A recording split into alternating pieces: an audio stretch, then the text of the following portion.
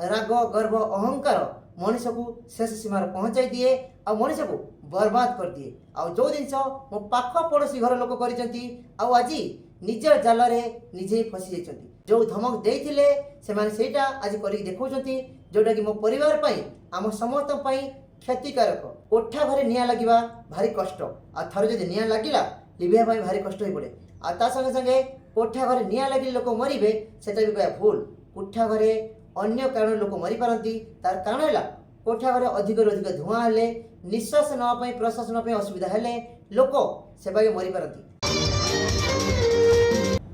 नमस्कार जय जगन्नाथ। मु आशा करछि आपन समस्त ओडिसावासी बहुत भल थिबे, बहुत खुश थिबे, सुस्थ थिबे और फिट थिबे। आज वीडियो नहीं आछि आपन सामना को बहुत गुरुत्वपूर्ण वीडियो टिके समय देखि देखिबा दरकार, बुझिबा दरकार आ केउटा ठीक केउटा भूल आपन को मन रे विचार करबा अत्यंत आवश्यक।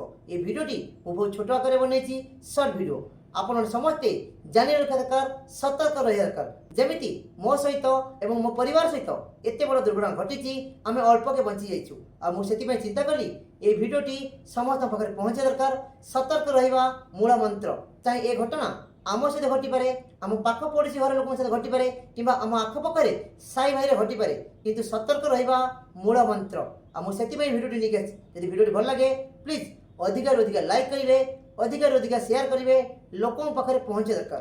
तो मु प्रथम कहि रखिबि दीर्घ 24 वर्ष रणी मु ओडिशा बाहर अन्य राज्य रही आछि एवं मो परिवार लोक मो बापा माँ स्त्री पिला छुआ एमाने गाँव रे रुहंती, किंतु जो घरे से माने रुहंती मो पाख पड़ोशी घर लोक निष्पद राति रे एमाने मो परिवार को एवं मो घर को निया लगे कि मारी देवा पय उद्यम करथिले, किंतु एमाने अल्प के बची जाइछथि, मरण मोर फेरी आछथि। सेतिपई आमे समस्ते सतर्क रहिबा अत्यंत आवश्यक।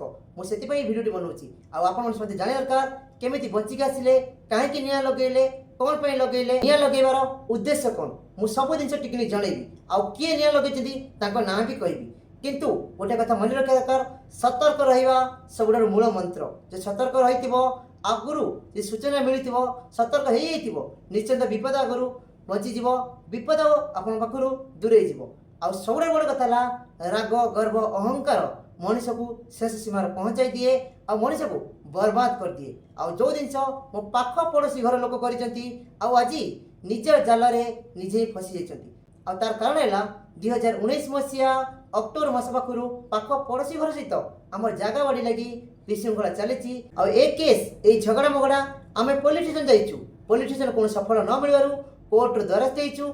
कोर्ट रे ए केस रजिस्ट्री हेइछि, तारीख पड़ुछि आ प्रत्येक तारीख रे आमे पहुंचुछु, किंतु से पाख पड़ोशी घर लोक माने बारंबार आगु धमक दियंती तुमको आमे रखै देबु नाही, तुमको ए जगह विदा कर देबु, पोड़ी देबु, जाली देबु, हैरान करिबु, एमिति बारंबार एमिति 2019 मसिया पाखरु 2025 जाके धमक दे आस्थिले।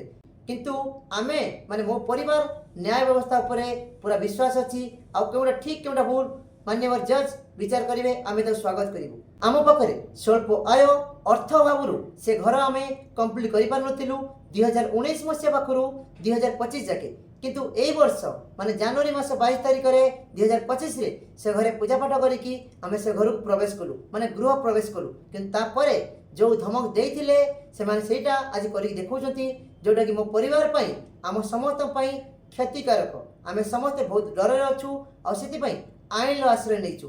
आमर पूर्ण मत विश्वास अच्छी, आईन उपर भरोसा अच्छी।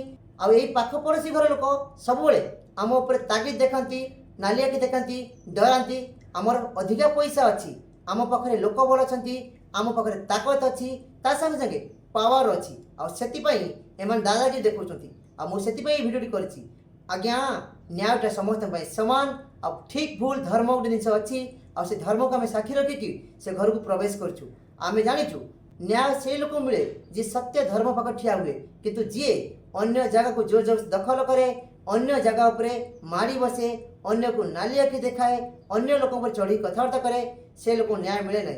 मोर बंधु बांधव लोक पुलिस रे चाकरी करछंती, मोर पाख पड़ोशी लोक नेता मंत्री अछंती। मु जहाँ चाहिए ता करि परिबी, तमे किछि करि परिबनी।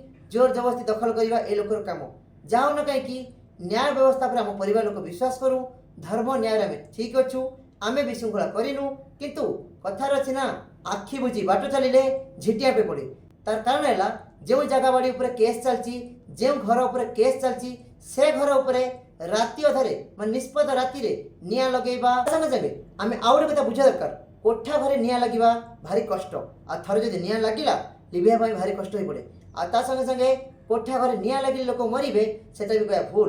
କୋଠା ଘରେ ଅନ୍ୟ କାରଣରେ ଲୋକ ମରିପାରନ୍ତି।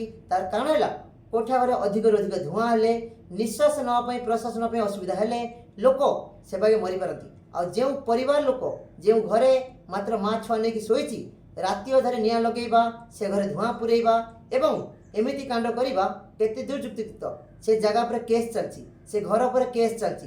ତା ସଙ୍ଗେ ସଙ୍ଗେ ଏମିତି ଜାଣି ଶୁଣିକି ନିଆଁ ଖାଇବା ତାମାନେ କ'ଣ ଅଙ୍ଗାର ତ ହଗିବା ସୁନିଶ୍ଚିତ। ଆଉ ସବୁଠାରୁ ବଡ଼ କଥା ହେଲା ନ୍ୟାୟ ସେଇ ଲୋକଙ୍କୁ ଦିଆଯାଏ ଯେଉଁ ଲୋକ ନ୍ୟାୟ ପାଇବାର ହକ୍ ଥାଏ। ଚାहे ଯେତେ ବଡ଼ ଶକ୍ତିଶାଳୀ ନ ହଉ ନା କାହିଁକି, ଆଜି ନହେଲେ କାଲି ମିଳିବ। କଥାରେ ଅଛି ନା ଧୀର ପାଣି ପଥର କାଟେ। କିନ୍ତୁ ନ୍ୟାୟ ମିଳିବାଟା କଷ୍ଟ ହୋଇ ପଡ଼େ, ସମୟ ଲାଗେ। କିନ୍ତୁ ସେଇ ଲୋକଙ୍କୁ ନ୍ୟାୟ ମିଳେ ଯେଉଁ ଲୋକ ନ୍ୟାୟ ପାଇବାର ହକ୍ ଥାଏ। ଚାहे ଆପଣ ପାଖରେ ଯେତେ ଧନ ଥାଉ ନା କାହିଁକି, ଯେତେ ଲୋକବଳ ଥାଉ ନା କାହିଁକି, କିନ୍ତୁ ଧର୍ମ ଆଉ ନ୍ୟାୟ ସତ୍ୟ ଏଇଟା ତ ଦୁନିଆରେ ଅଛି, ଆମେ ମାନିଛୁ ଆଉ ମାନିବୁ। ଆଉ ସେଥିପାଇଁ ମୁଁ ଏହି ଭିଡ଼ିଓଟି ବନେଇଛି। ଆପଣମାନେ ସବୁବେଳେ ତୀକ୍ଷ୍ଣ ନଜର ରଖନ୍ତୁ ଆପଣଙ୍କ ଆଖପାଖରେ ରହୁଥିବା ସାହି ପଡ଼ିଶାଙ୍କ ଉପରେ। ସବୁବେଳେ ସତର୍କ ରୁହନ୍ତୁ, ସବୁବେଳେ ଆଖି ଖୋଲି କରି ରୁହନ୍ତୁ। ଆଉ କାହାକୁ ଏତେ ଜଲ୍ଦି ବିଶ୍ୱାସ କରନ୍ତୁ ନାହିଁ। ଯେମିତି ଆମ ପାଖ ପଡ଼ିଶା ଘର ଲୋକ ଆମ ସାଥିରେ କରିଛନ୍ତି, ଆପଣଙ୍କ ସହିତ ନ ହଉ ସେଥିପାଇଁ ଧ୍ୟାନ ରଖନ୍ତୁ। ରହୁଛି, ଜୟ ଜଗନ୍ନାଥ। ଆମ ଚ୍ୟାନେଲର ଭିଡ଼ିଓଟି ଯଦି ଆପଣଙ୍କୁ ଭଲ ଲାଗିଥିବ, ଆପଣଙ୍କ ମନକୁ ଛୁଇଁଥିବ, ଲାଇକ୍ କମେଣ୍ଟ ସେୟାର କରିବେ। ଆଉ ତା ସାଙ୍ଗରେ ସବସ୍କ୍ରାଇବ୍ ଫଲୋ କରିବା ପାଇଁ ଜମାରୁ ଭୁଲିବେନି।